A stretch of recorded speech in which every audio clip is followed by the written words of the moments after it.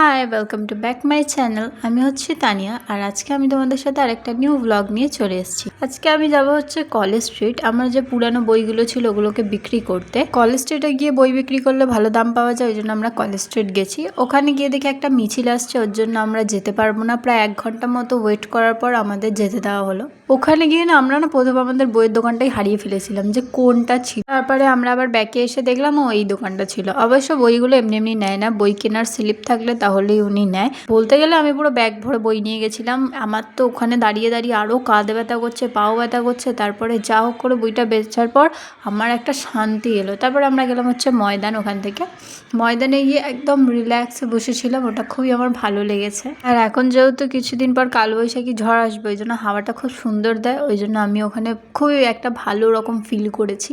তারপরে আমরা 1 কাপ করে কফি নিয়ে নিলাম। ওখানে কফির এত দাম আমি সেটা জানতাম না, নেওয়ার পর বুঝতে পারলাম। আমরা ওখানে সন্ধ্যে অবধি ছিলাম, কিন্তু ভাই ভিউটা হেভি লাগছিল ওখানকার।